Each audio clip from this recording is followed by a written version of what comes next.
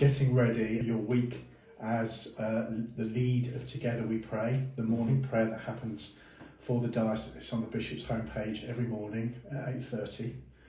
Thanks so much for stepping up to actually do that, and actually for putting a chaplain, one of many around the county, at the forefront, because I think people perhaps don't always realise that chaplains are there and quite where they fit into the bigger picture.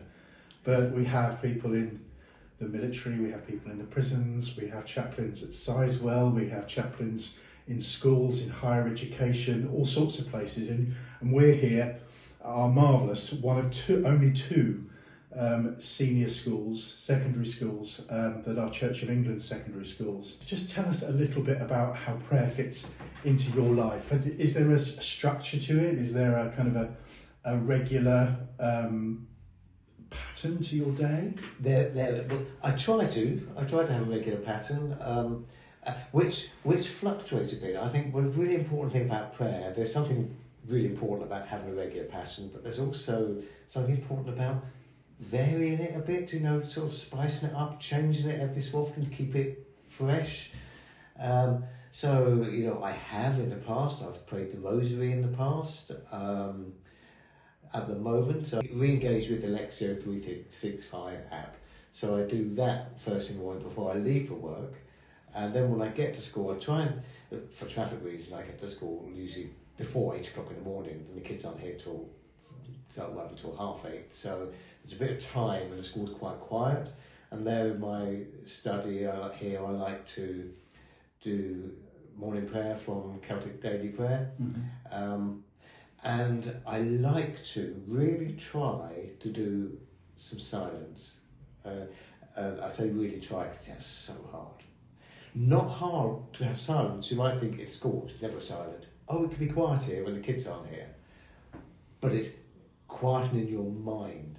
As someone once said, as soon as I try to do that, there's a tree full of monkeys in my head, and that's what it feels tree like. Full of I do know that feeling. I have a tree full of monkeys in my head most of the time, to be fair. As I was someone on a retreat I went, the retreat leader said, if your mind's playing a movie in your head, which it was as soon as you try and be quiet, that's often what happens, but you just have to stick at it. I'm definitely a novice there. So for your morning prayer, where are you?